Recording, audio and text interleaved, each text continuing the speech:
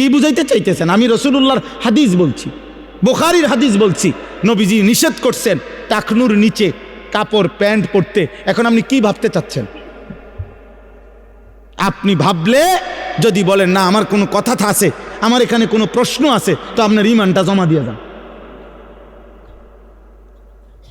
ওমা কানা লিমুমিনিন ওয়ালা মুমিনাতিন ইযা কাযাল্লাহু ওয়া রাসূলুহু আমরান আন ইয়াকুনা লাহুমুল খিয়ারাতু মিন আমরিহিম। কোরআন শরীফে আল্লাহ বলছে কোন ঈমানদার পুরুষ এবং নারীর এক বিন্দু অধিকার নাই আল্লাহ রসুলের সিদ্ধান্তের উপরে নিজের কোনো মতামত পেশ করা। কসম খোদা, বান্দার কথায় আল্লাহর কথা প্রমাণ হবে না, উম্মতের কথায় নবীর কথা কি হবে না, প্রমাণিত হবে না, বরং উম্মত নবীর কথা মানতে হবে, বান্দা আল্লাহর কথা মানতে হবে, বাধ্য বাধ্য। এজন্য হাদিস শুনাই, রাসূলুল্লাহ সাল্লাল্লাহু আলাইহি সাল্লামের স্ত্রী আম্মা জান আয়েশা রাদিয়াল্লাহু তাআলা আনহা, ওনাকে একজন মহিলা সাহাবী জিজ্ঞেস করছে যে আম্মা জান, আমাদের মহিলাদের যখন মাসিক ঋতুস্রাব হয়, প্রতি মাসে পিরিয়ড হয়, তখন আমরা যদি রমজান মাসের রোজা অবস্থায় হয় তাহলে রোজাও ছেড়ে দিতে হয়, নামাজও ছেড়ে দিতে হয়, কিন্তু রোজা পুনরায় কাজা করতে হয়, নামাজ কাজা করতে হয় না। একই কারণে নামাজ ছাড়লাম, একই কারণে রোজাও ছাড়লাম, অথচ রোজা কাজা করতে হবে, নামাজ কাজা করতে হবে না, এই রকম বিধান কেন? হযরত আয়েশা রাদিয়াল্লাহু তাআলা আনহা হাদিসের মধ্যে আছে, স্পষ্ট বলছেন হা কাজা আমারানা রাসূলুল্লাহ সাল্লাল্লাহু আলাইহি ওয়াসাল্লাম। কোনো যুক্তি নাই, বলছে মহিলা শোনো, এভাবেই আল্লাহর রসুল আমাদেরকে করতে বলেছে। এইটাই উত্তর। হ্যাঁ, আহরুরিয়া, বেশি প্রশ্নকারিনী মহিলা তুমি, কেন জিজ্ঞেস করলা? বরং এভাবেই নবী বলেছেন, খালাস, রাসূলুল্লাহ সাল্লাল্লাহু আলাইহি ওয়াসাল্লাম বলছেন, মেনে নাও। কোরআন শরীফ থেকে বলি এবার, কোরআনুল কারীমের মধ্যে আছে মক্কার কাফেররা, বেঈমানরা নবীজিকে বলতো, মুহাম্মদ ইন্নামাল বাইউ মিসলুর রিবা,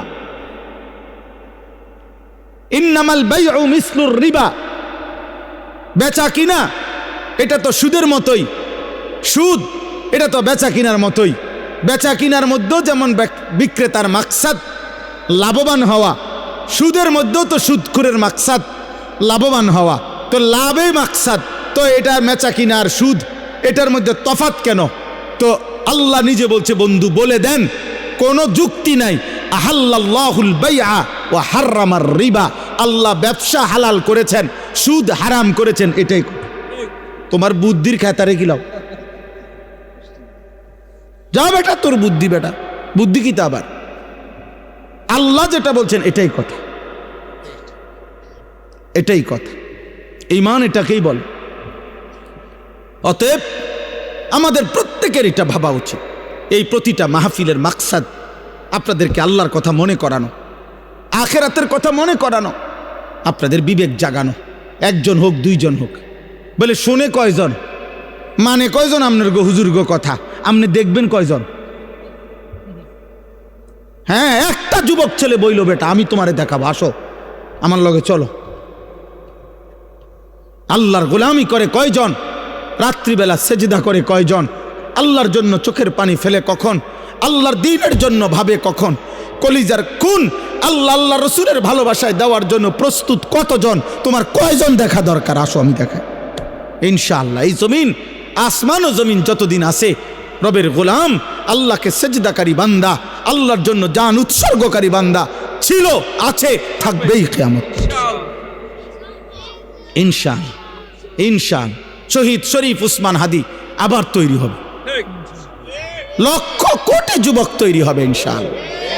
ইনশাআল্লাহ 4 বছরের বাচ্চা প্রস্তুতি নিচ্ছে, 10 বছরের বাচ্চা প্রস্তুতি নিচ্ছে, কোলের বাচ্চা মা বাপ নতুন করে স্বপ্ন দেখছে, নাম রাখছে উসমান হাদি, রেডি হচ্ছে আগামী দিনের ঈমান এবং দেশপ্রেমকে পুঁজি করে আমার জমিনে কালেমার আওয়াজ বুলন্দ করবে ইনশাআল্লাহ। এটাই সত্যি, কাপুরুষ হেরেই যাবে, কোনো সন্দেহ নেই, কোনো সন্দেহ নেই, কোনো সন্দেহ নেই। এই জন্য আমি বললাম আমাদের জীবনের একটা গুরুত্বপূর্ণ অংশ এটা। এই আয়াতটা আমি যেটা পড়ছি কোরআন পারা 25 নম্বর সূরা সূরায়ে ফুরকান, এই সূরার 5টি আয়াত 25, 26, 27, 28, 29 আমি খুব সংক্ষেপে আপনাদেরকে শেষ করে দিচ্ছি, কিন্তু এই মূল কথা এই কথাটাই। এই 5টি আয়াতের মূল বক্তব্য, অসৎ সঙ্গ, যেই ব্যক্তি বস্তু যেই জিনিসের সাহচর্য মানুষ গ্রহণ করে গুনাহ করেছে, পাপ করলো, সুদ খাইলো, ঘুষ খাইলো, মদ খাইলো, জুয়া খেললো, নারী দেখলো, জেনা করলো, ব্যভিচার করলো, হারাম সম্পর্ক করলো, চুরি ডাকাতি খুন রাহাজানি সন্ত্রাস চাঁদাবাজি সুদ ঘুষ কিস্তি হারাম, এমনকি যে স্বামী স্ত্রী একে অন্য সঙ্গ দিয়ে গুনার কাজ করাইলো, পাপের কাজে বাধ্য করাইলো, তুই বেটা আমি এত কথা বুঝি না, বেটা আমার টাকা লাগবো, হালাল হারাম আমি বুঝি না, সুদে পারো কিস্তিতে পারো, সোফাইটা আগামী মাসে দরকার। সোজা কথা, তুমি কেমনে আনবে তুমি বুঝো। তাহলে এই নাফরমান স্ত্রী এই স্বামীকে হারামের উপরে বাধ্য করলো না? কথা বলে না কেন?